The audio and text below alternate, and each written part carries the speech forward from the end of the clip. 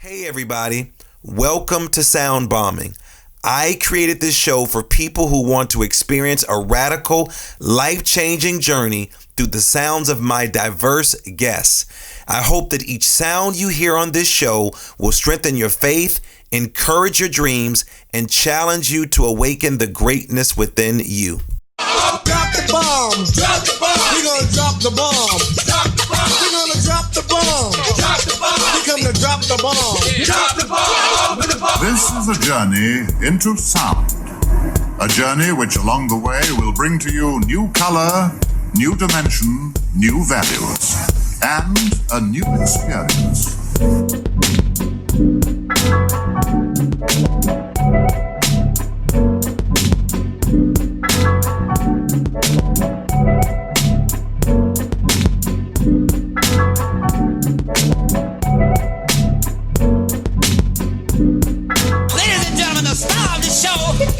Lamar Darnell Shields.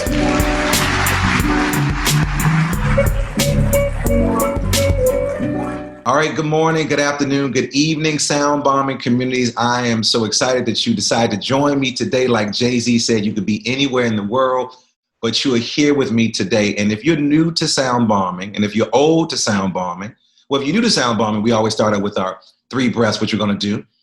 If you're old to sound bombing, I'm sure you found a comfortable position. I'm sure you kick back. I don't know where you are, but we want to start with our 3 breaths. So then this is what we do. We do inhale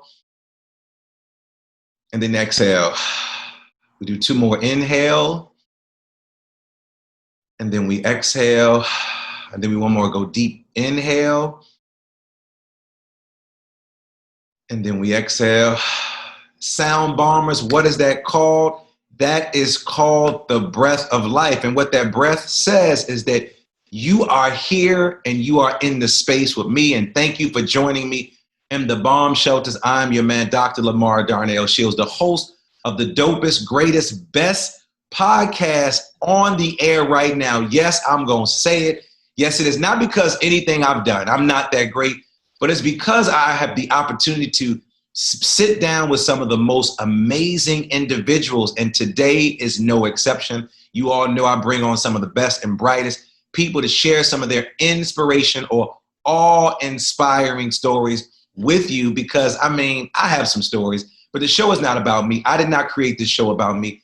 I created this show to celebrate some of the superheroes and sheroes who have actually cracked some of the codes about dealing with life and atrocities and overcoming some of the obstacles so you don't have to do some of those things. And they come to the studio to sit down with me to sort of share some of those stories with you. And I'm so grateful and honored that you are here. Thank you for tuning in and any platform that you're using. I don't know what platform, because we are on all of them. Yes, we like to thank Pandora for just adding us to the platform. So check us out everywhere. And then also share us with your friends and family. Got that? Sound bombing? Let's go. Being rejected by someone who is genetically created to love you is a serious blow to anyone's self-esteem and identity. Many men are loved, starved for their fathers, but suppress those emotions or deny them. To let these feelings out of the bag is to face a great deal of anger, rejection, and sadness. And as adult men, we can't pretend away old unresolved wounds because the hurts eventually resurface in other areas of our lives. The unexpressed hurt and anger often transfer into our relationships, parenting challenges at work, and problems with authority.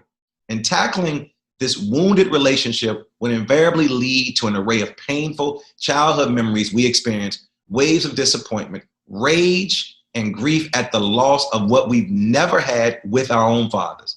By bravely revealing and working through this boiling cauldron of emotion, we may come to a meaningful resolution. The optimal outcome as men move forward toward resolving their feelings with their fathers is to no longer be entangled with them through anger or hurt. Men can bring their newly earned individualization and energy into their love life, work relationship with other men. Well, our next guest is here to tell you that you can overcome any type of insecurity that stems from childhood, parental rejection, Who am I talking about? I'm talking about Leo Lightfoot. He's going to share, Leo Lightbourne, I'm sorry. He will share with us how you can heal any emotional wounds you have from your past so you can move forward in a happier and healthier way. And I'm so glad he's joining me because I too, as a young man, grew up with a father that was not in my life.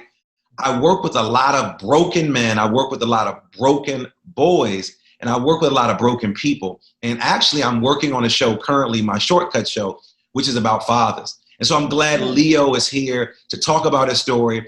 But Leo discovered in his early 20s his gift of inspiration and leadership. So he discovered at a fairly young age, he founded Open Thought, a nonprofit organization created for youth development in the Turks and Caicos Island to give youth a voice and an outlet to express themselves. LT believed in creating Open Thought would inspire youth to overcome any circumstances they might be facing by creating a platform that displays like-minded individuals who have risen above similar circumstances. It is a vision he carries in his heart to this very day as he continues to build the outlet apart from his work. With Open Thought, LT is a writer, he's a filmmaker, he's a speaker, a philanthropist. It's interesting while I'm talking about this dude, I feel like I'm talking about myself. But the difference is he wrote a book called It's Not a Man's World, How I Conquered the Sins of My Father. LT, all the way from Turks Caicos Island. Man, thanks for joining me in the bomb shelter, brother. How are you doing today? Lamar, it's a pleasure, man. Thanks for having me. It's indeed a pleasure to be on Sound Bombing, and I can't wait for this great conversation. So LT, tell me what's happening right now on the Turks Caicos Island as it relates to the COVID pandemic. How are you all holding up? What are some of the precautions that you're taking into consideration, and what is the island actually doing? Well, you know, the island is a tourist-based destination. Tourism brings in 70% of our revenue. So right now, it's a lot of uncertainties. There's a lot of anxiety because a lot of people depends on travel for their livelihood. You know, we are practicing social distancing. Unfortunately, we have our second wave outbreak that's going on right now as we speak. Yesterday, there were 29 confirmed cases. Today, there's another 9. And for a population of 45,000 people on a small island, that is very, very serious. So there's a lot of fear in the air. We're doing the best we can. We're social distancing. We're wearing masks. We're washing our hands. But again, there's a lot of uncertainty, and you know, I am fearful of the travel industry not returning soon for this country. Over the past few years or even decades, we've had governments talk about diversifying the economy, and there hasn't been a time now where we need diversification in order to survive. You know, one of the things, and not only our communities, but Black communities all over the world, is the fact that we don't practice group economics, and we don't support each other the way we should support each other. And what this virus is challenging us to practice group economics and to be supporters of each other, because we're only going to get through this together. So we have to support our businesses. We have to try our best to circulate the little money that we have in our communities now, because the tourism isn't bringing in any money. So the little money. I thought about that, man. Bringing you on, I've never been to Turks and Caicos. Right. I've traveled all over the country. And so when we were preparing for the show, I was wondering how you were holding up. And then share with our listeners the beauty about Turks and Caicos. What makes this place just a beautiful place, heaven on earth, man, compared to all the other places? Turks and Caicos it's one of the places in the world that, how do I say it? We are probably the most friendly people in the Caribbean, the most friendly. We've always had a low crime rate. We are very, very interconnected in regards to our communities. I lived on 3 of the islands. And it's made up of how many islands? Well, we have about 40 islands and keys, but only 9 are inhabited. And I've lived on 3 of those inhabited islands. And each community has something to offer. So I'm originally from the community of South Caicos, which is the fishing capital. I lived in North Caicos, which is like the agricultural capital. And now I live in Providenciales, which is like the New York City of the Turks and Caicos Islands, but it's not a city. Like, I get it. yeah, it's you still it's not Americanized to the point where you feel like you go to some countries and there's KFC and Outback and all that stuff. No, it's just strictly Turks and Caicos restaurants, and you come here and you get a real taste of our culture, and you get to feel like one of us. I love that you rocking the dashiki, rocking the. Oh, I should have gotten the memo, brother. You know. I should have got. You see, I'm rocking my I Teach. Shout out to my branding expert. But I love that you are rocking the dashiki, elevating our ancestors. But let's get down to it, because I got a lot to talk to you about. Because reading the information that was sent to me, literally, I could have taken your name out, LT, and I could have just put my name in there, and somebody would have been like, "Man, are you talking about yourself?" But that would be kind of vain, right? To come on the show and read my own bio and say, "Hey, next coming up is my man, Dr. Lamar Darnell, who's written the book." So I'm happy that you're here. I'm honored, and my guest sent me some great questions to ask you. So, man, let's talk about rejection, man. Let's start with that. Let's go with reject. Tell us about the rejection you faced with your father that helped you then start on this path of working with young people. Well, my father left when I was roughly about 4 years old, for no apparent reason whatsoever. What hurt me most is the fact that he left to go to another island, which is only a 10-minute flight away. So my whole childhood, I basically waited for him to return, because he's just a 10-minute flight away. It's easy for him to jump on a plane and come and see me. But up until my 20s, that never happened. And so around between, I would say, 16 and 22, I just was carrying a lot of pain. You know, when somebody leaves you without no apparent reason, you often feel as though your birth was a mistake.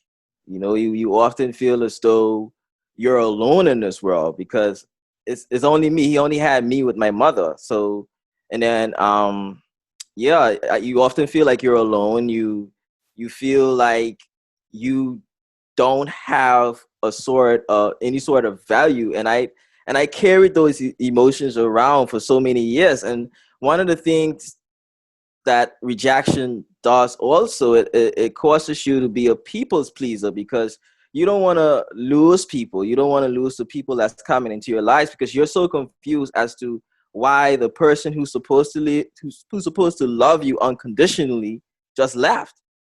So for most of my life, I carried that pain. I was a people's pleaser, and those sort of things wasn't my identity. It wasn't my true identity. So I found myself not knowing who I was.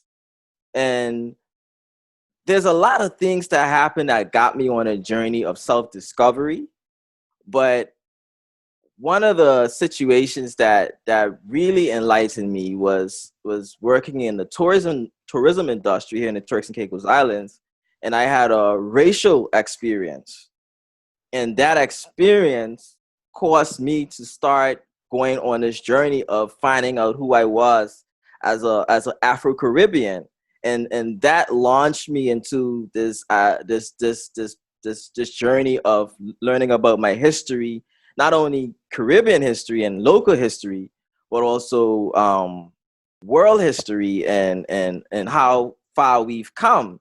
And there's a chapter in my book where I talk about Sankofa and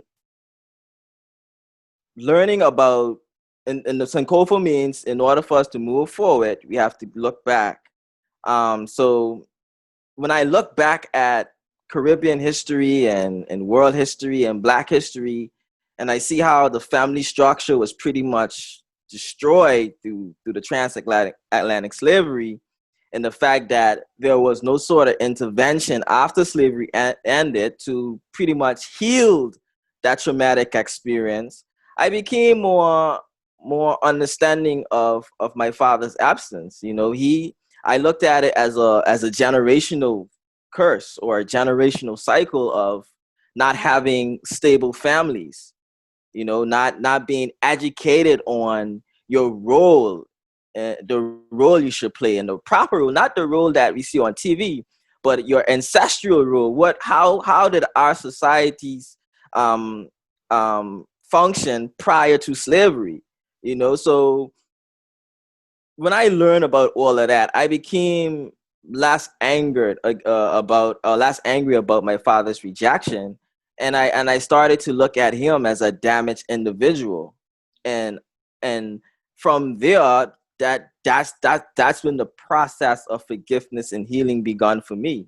So I like how you brought in history, because I love history. The Spirit of Right. Sankofa. Typically, I'm rocking the Sankofa shirt, but I can't wear the same shirt on every show, brother. I got to change up the gear, man.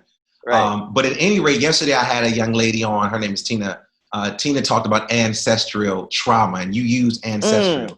And then you talked about how you looked at your father and you studied history, and then you understood the connection with the separation of African families. But what I want to unpack is, I want to go back a little deeper, because someone is going to be listening to the story and they're going to say, I see that he made the connection with slavery to the breaking down of African families. And I love how you talk about Afro-Caribbean, because we have to be more connected. You know, me having Black and Latin roots, and also have a, you know, I represent all those communities. Living in Puerto Rico, living in Mexico, I see the connection from my family. So I own all of that, even though some people deny those roots. That's a whole nother conversation.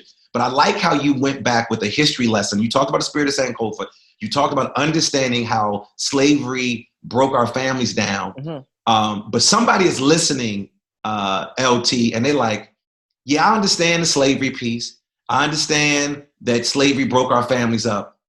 But I think that I'm hearing him excuse his father, or giving his father permission for leaving him and his mother. Can you unpack that for those that might say, yeah, get over it, move on? And I'm sure, you know, it's like when you watch a movie and the movie ends and it's a 2-hour movie, like, oh yeah, they kiss each other, they make up, then they move on, and they walk out, the building explodes, and they move on to the next thing. And it's never like that in real life. Unpack that statement that you made about slavery. And then for somebody that might be listening, like, yeah, I know Leo didn't go over, LT didn't get over it that soon. Talk about that. Right. And what that process was like for you. Because you didn't just have this cathartic moment with this racist individual that came there and you read this history book and was like, oh, I'll forgive my father and move on. Talk about that process. It's a process, you know. For me, I'm still in that process. That's the point of me writing the book. You know, the point of me writing the book was for me to unpack all of that negativity and allow myself to be healed. So I confronted it first. You know, I reached out to him and we chopped it up over the phone via text, but we haven't met yet. I reached out to his side of the family. They're aware of me. We've had conversations. I've met my aunts. Me and my father, we still haven't met to this day, and it's been over 20 years. So we are still... So you don't remember meeting him? I remember him being in the house as a child. I remember the day he left as well, but since he's left, I haven't met him yet. Gotcha. Right. And so I don't make excuses for my father's absence, because I've seen how hard my mother had to struggle because of that. And I would credit my success to my mother. Seeing her struggle, seeing the sacrifices she's made has pushed me to be the individual that I am today. If it wasn't for her sacrifices, her love unconditionally, and her guiding me as much as she can, I wouldn't be where I am today. I wish I could tell you guys that me and my father have created this great relationship right now. I wish I can share that with your viewers, but we haven't. But what I have done, I've opened the door so that it is possible. That's the reason why I wrote the book. I didn't want to carry around those negative emotions anymore, those feelings of resentment and pain. I opened the door so that that process of healing can begin. And since I've written the book, so many great things have happened to me in regards to my father's side of the family. Prior to the book, I didn't meet none of my aunts, none of my brothers and sisters that were on his side of the family, none of that. After the book, all of that changed. I've met most of my father's family in the Turks and Caicos Islands. I recently found out that he's a Bahamian as well. So I'm a Turks and Caicos Islander, and also I also have Bahamian roots as well. So I'm also on this journey now of deeper self-discovery, where I'll have to now go to the Bahamas and see, okay, this is what my family is known for as well, or this is what we came from as well. So I've opened the process for how do I say it, for more self-exploration. And I love that you're saying it, because I'm looking at your face light up because you're meeting new family members. You're Right. discovering stuff about yourself. And it's no longer just now about your father. It's really about your self-healing. And it's also Right. about developing these relationships with your own family members. What are some steps that what are some steps that young men, boys and men can take who are going through this very similar process that you have? And even maybe you want to speak to women as well who who have what they call daddy issues, and they've been struggling with these situations. Can you walk us through some of the things that you might have done that then our listeners can then say, okay, let me write these down, and maybe I'll start that. We would love to go to Turks and Caicos. We would love to go to the Bahamas. I mean, if that's the first step, I think everybody wants to do that process, but we know everybody can't do that. But what are some things that they can do on their own to start the healing process for themselves, not just the other person? Don't take it personal. Don't take anything personal. Your parents didn't do the things to you because of you. They did it to you because of the things that they're going through and the things that they've been through. So don't take anything personal. I had to let that go. I had to confront that feeling, because for most of my 20s and teenage years, I took it personally. I felt like I honestly did something to cause this. Yeah, I hear it's funny, LT, I hear that a lot when I work with because I do some work with fathers across the country. Right. And I remember this old elder, he said, 3 things tend to happen with boys like you and I. He says, first, we blame ourselves. Then secondly, we blame the father. And then the third one, mothers they aren't ready for it. Then we blame the mother.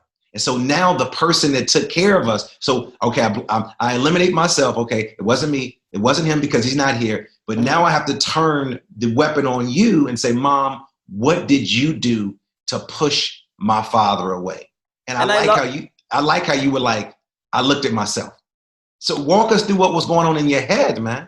Right. So, and I speak about that in my book. That same process of blaming myself, blaming my father, and then blaming my mother. I have a whole entire chapter in my book called A Mother's Love, where I just confront our relationship and the things that, because I wanted her to understand my perspective and the things that I was going through as a male, but honestly, she couldn't. She could be compassionate, she can be a great support, but she couldn't understood the things that I wanted. And so for a period, there was a little rough in our relationship, and I had to confront that in my book. But that is a part of the healing process, those 3 stages that you mentioned. An important chapter for me in my book is also the ladder. The ladder is a ladder to my younger self, where I just told myself it's okay to go through these emotions that you went through in high school. It's fine that you didn't, because sometimes for me, I became very hard on myself, because again, that's the whole process of blaming yourself. And that blaming yourself, you tend to not only blame yourself for your father's absence, but you tend to blame yourself for other things that happen in your life as well. So the process of me writing the letter was to forgive all those areas that I was regretting. So you have to get over regrets. Life happens, and it's always happening for the greater good of yourself. Whether it's a negative experience or a positive experience, you're always growing for the greater good of yourself. But you have to see the silver lining in everything. You have to recognize that this happened for a reason, and I can use this to become a mentor or a beacon of hope for young people.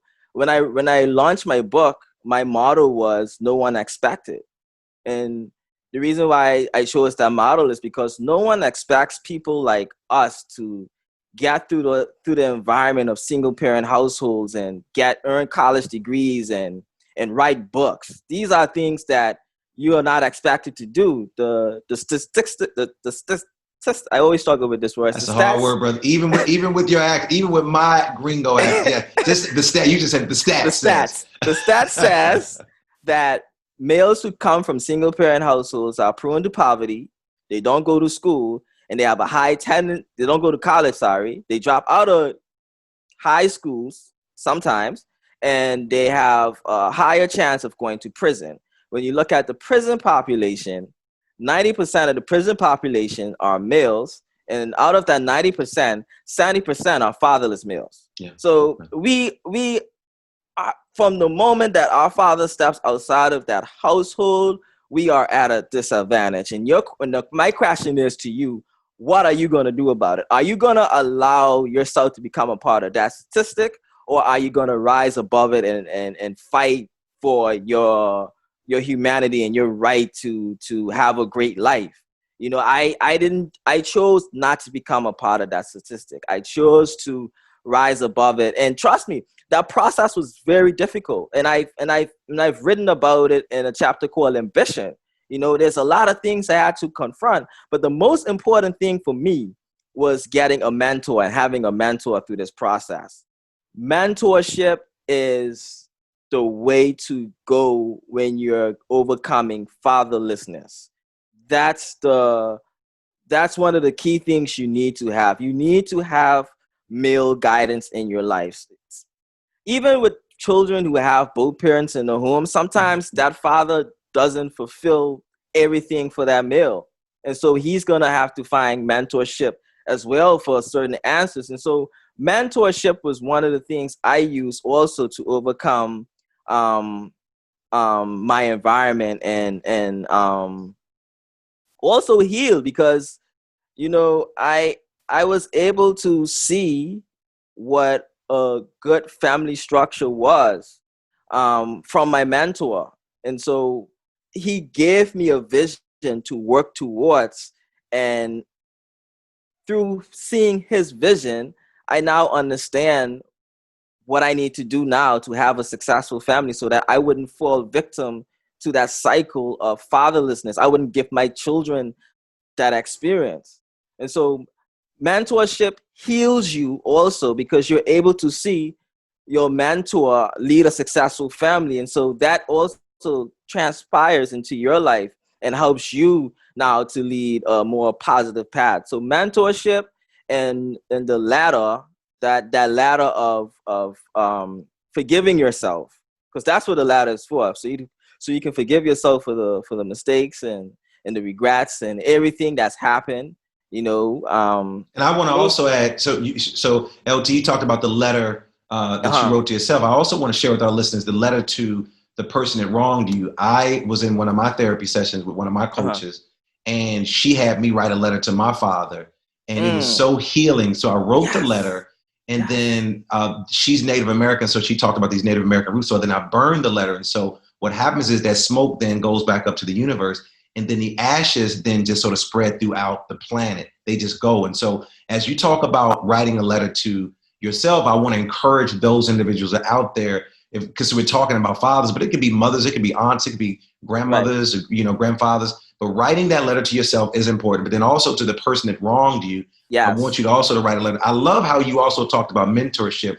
But I want to add another caveat, because you talked about your healing came through mentoring. But I also believe, from what I read, your healing came from your passion of giving back.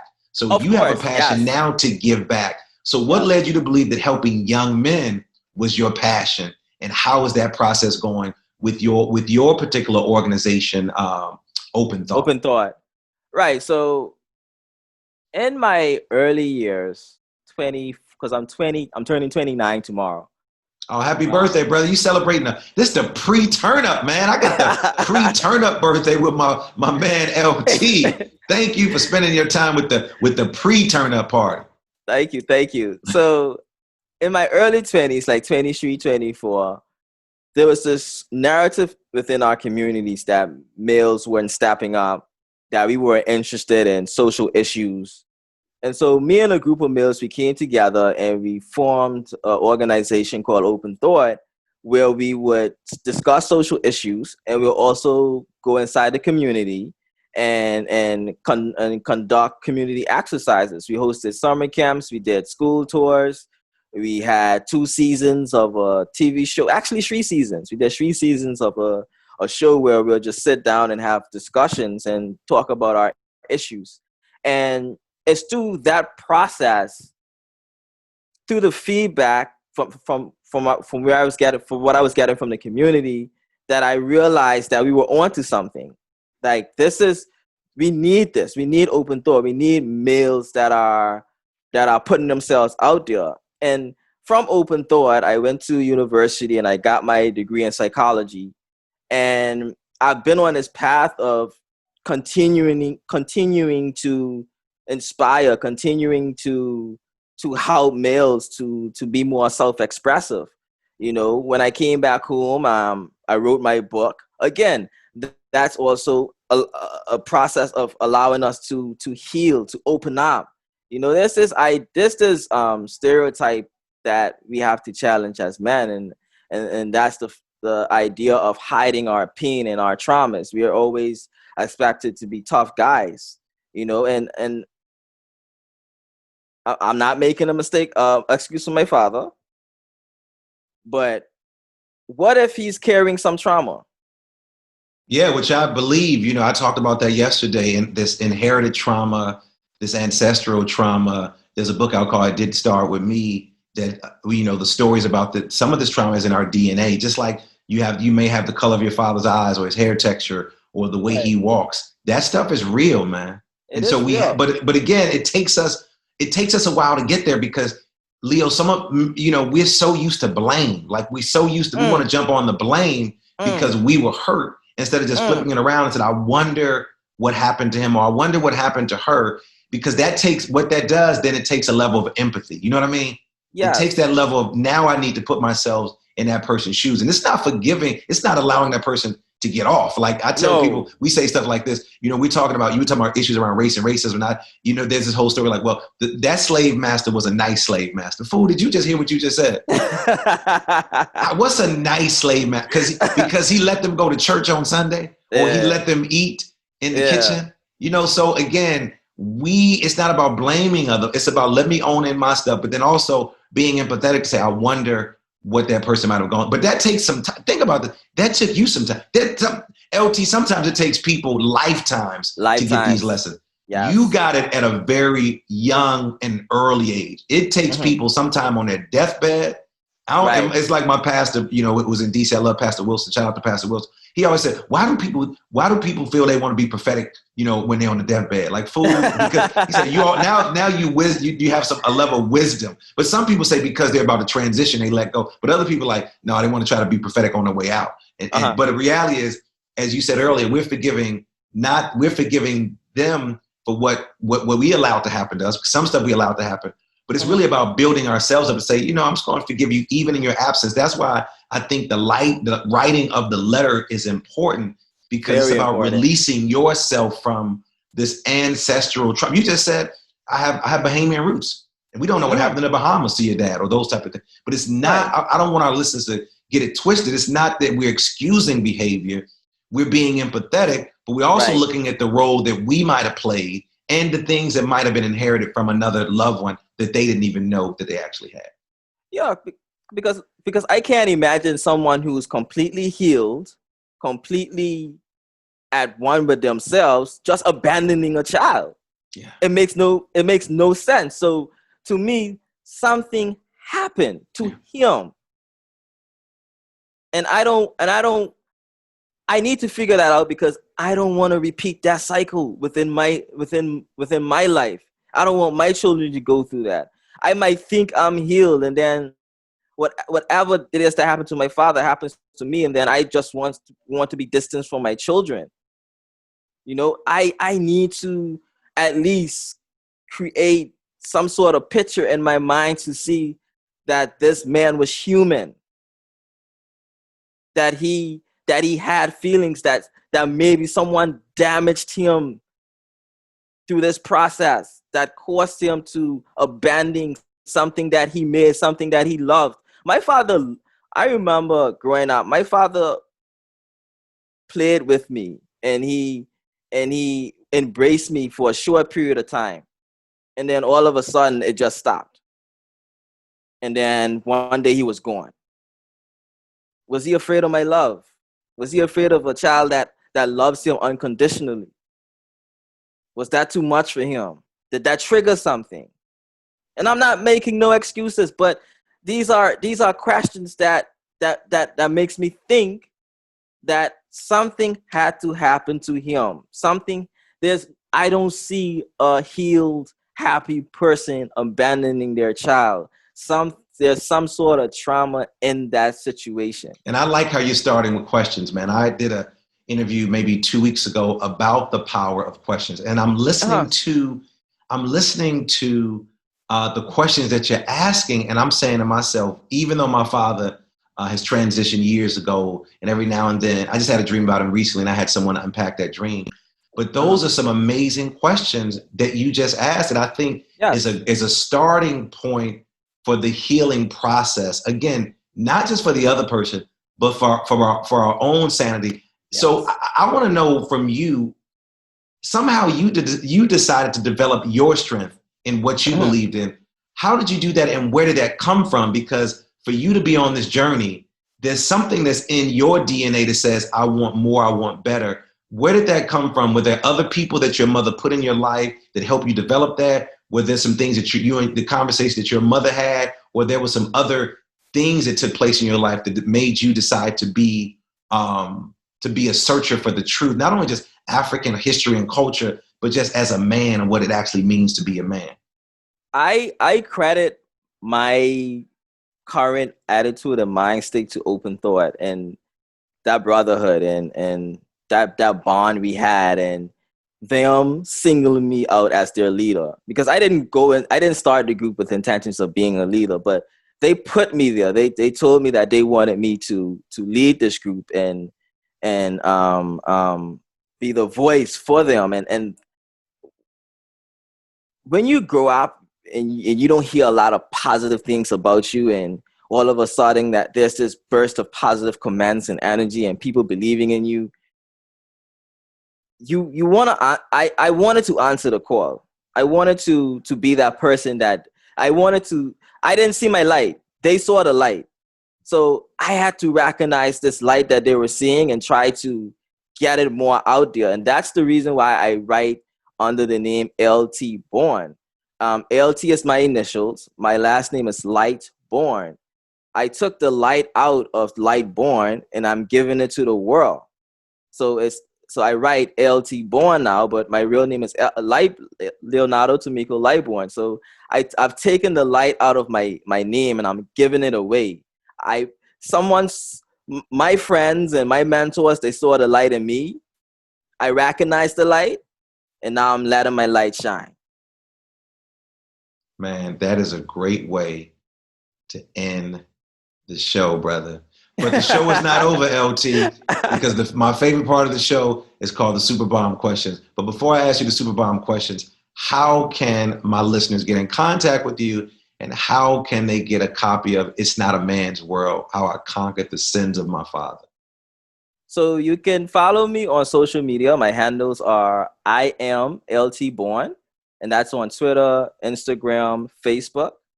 I also have a website, ltborn.com, where I blog. And you can find my book on Amazon, iBooks, I believe it's called, and Barnes & Noble, the ebooks. LT, what's the ultimate goal of your work? What do you want people to walk away from reading your book, looking at your talks, listening to this interview, and reading some of your blogs? That if I can overcome my obstacles, if I can beat the statistics, you can do it as well. Life is not happening so that you can fail. You have a choice. You have a choice to be a victim or a victor. Choose to be a victor. Choose to fight. And I know it's hard to fight. I know that it's challenging. It wears you down, but keep going, keep digging, lean on your support, lean on the mentorship. You can win this fight because there's so many others that came before you and they've won it in more extreme times. Okay, we can overcome this and we will overcome this because our ancestors have gone through much worse times than we've gone through now. I cannot use my childhood as an excuse for the reason why I fail. I cannot use my father's absence as an excuse for my failure. That's what the statistics wants to use, but I don't want to use that. I want to hold my story. I want to be in control. I know I'm not trying to control life. Life is going to happen, but I want to control what I can control, and I can control my decision to be a victor at the end of the day. I love that, man. And so before we wrap up, this is my favorite part of the show. It's called the super. Before we wrap up, this is my favorite part of the show. It's called the super bomb questions. And there's some cool questions that audience members send in to me, and they always want me to ask my amazing guests. And so are you ready, LT? Let's go. What's your favorite word? Patience. What's your favorite quote or maybe a Bible verse or some spiritual verse? The journey of 1,000 miles begins with one step. What's your superpower? Calmness. What's your spirit animal? Wow, that's a good question. I would say morning dove. What moves you to tears of joy? Seeing other people succeed. What moves you to tears of sorrow? Seeing someone like me struggling, someone who came from a similar background struggling. What do you wish you had more time to do?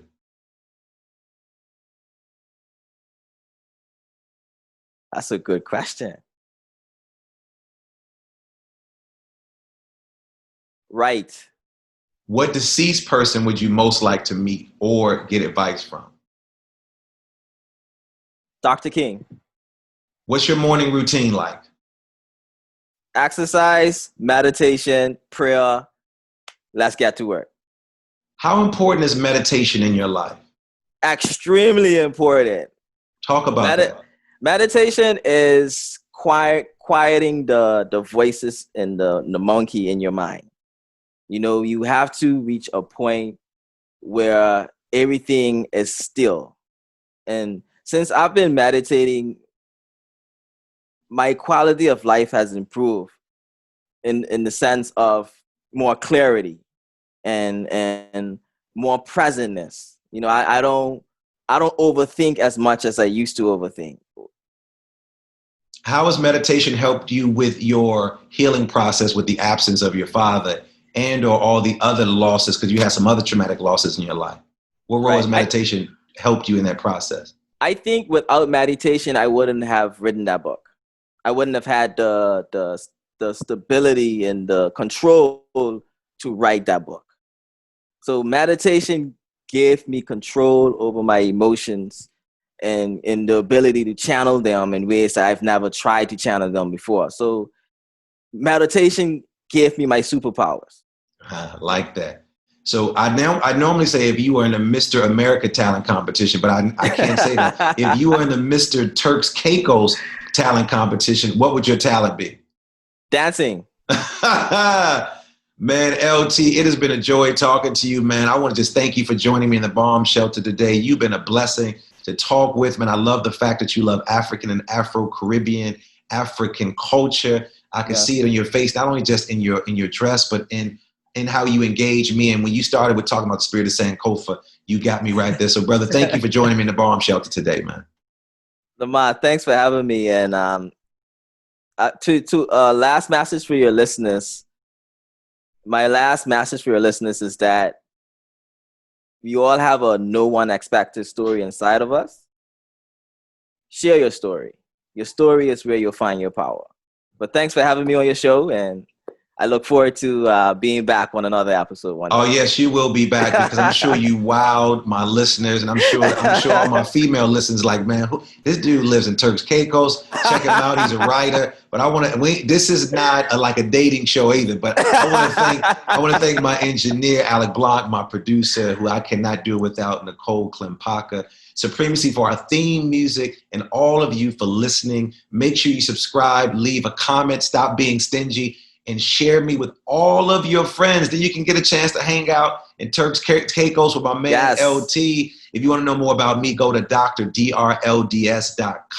And as always, believe that something wonderful is about to happen, and that some people miss the message because they're too busy looking for the mess. Thanks for tuning in to Sound Bombing. Do something for someone other than yourself today. You've been listening to Sound Bombing. Peace.